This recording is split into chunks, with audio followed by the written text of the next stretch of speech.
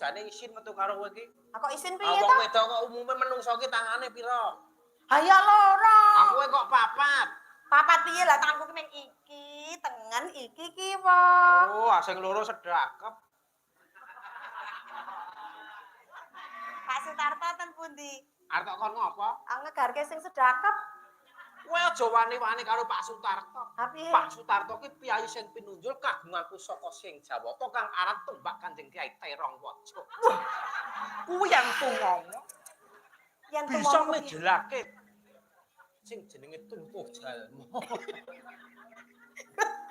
Ora cengenges. Aja arep ngene karo aku. Pak Sutarto ki jarene apa? Apa? Ngijabke putrane. Putrane asmane mau sapa? Asmane sapa? Asmane Mas sapa? Mbak Siti Kholifa karo Mas Dani Sarilako.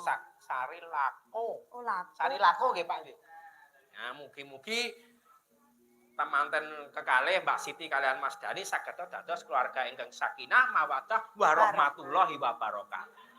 Warahmah. Kuwi kurang komplit, nek dikompliti sakinah mawaddah warahmatullahi wabarakatuh.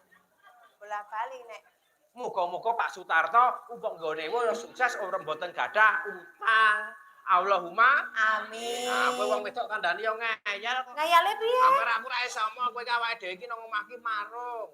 Kowe iki nek kula ndok kuwi nang nggon peternak regane semire. Atekno? Kowe kula ndok nang wonge, wo. Ayo ora jebol. 100.000 lek ndok 15, Bu ya arep adol pira jal. Didol 7.000 sing tuku ya ndememeng, ndok siji kok 7.000.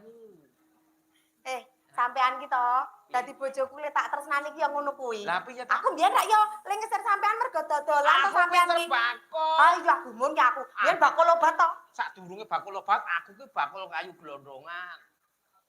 Terus aku alhamdulillah ana peningkatan aku iso adol sak dhuwure kayu. Apa? Adol godhong. Terus dodol apa meneh? Ayo sak dhuwure kayu ki rak godhong to. Yo aku adol jamu, jenenge jamu sorengat. Sore diombe bengi semangat.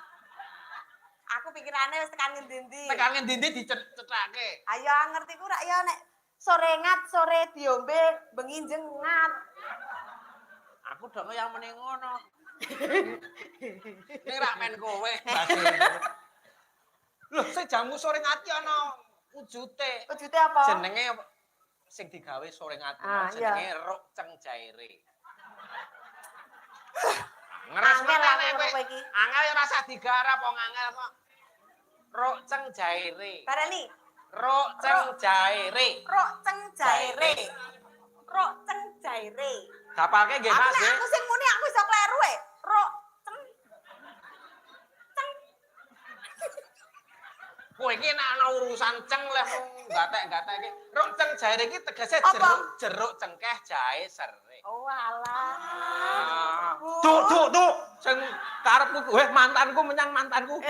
Kae sindene kae. Ayo. Buak iyem. Ayo. Makane nek cara HP-ne Samsung. Samsung. Sangat mantap membusuk. Yeah. Sing kuning kan Nokia. Apa? Nongol ketat indah alami. Iya. Nek kowe LG. Aku LG. LG ki lembek gembur. Wis ora kalah nek cara kuwi. Kuwi jenenge jamu Ruk Ceng Jaire. Ana meneh jamu nek kowe pengen moncer jenenge jamu tolak melarat sida sugih. Kuwi ramuane ana papat. Apa? Kungkuman godhong irit, godhogan kayu medhit, sauntil kembang cethil. Iya. Nah, tambane wedange ndablek.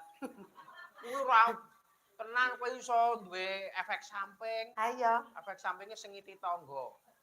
Mula bakul jamu ki kudu iso tawa nek ora iso ta ora bakal payu. Ayo mulakno sing marahi aku ki nduk kesengsem karo kowe iki mergo kuwi. Tawa Yen jamu. piye lemu tawa jamu? Bapak-bapak, ibu-ibu sing sikile gopak ora oleh mlebu para sederek para sedulur sing baju cendhek ora iso dhuwur nek sampean pengen sehat monggo kula rutin ndak mriki menika wonten obat ingkang mujarab ingkang murah reginipun. Ten Jakarta menika swidak 5.000 ter iki cukup 50.000 kula mboten adol botol sing cethak adole botol sing gedhe. Sampean sing panunan kadasen korengan gudegen patheken coplakan dengan tindak mriki kula obatin ora mari bali barang bali duit. Sampean sing boyoke pegel wetenge blabak sikil ngetok-ngetok rasane tobat ngadeg semperpet kunang-kunangan ndodok sekesuk metu sak glenteng ngombe obat kula langsung celotok-celotok metu sak elem. Sampean sing biyen jongkoke ambruk ngombe obat kula langsung iso nguntal sepuro kluthuk. Kuwi nek bakul obat. Ayo saliyane pira?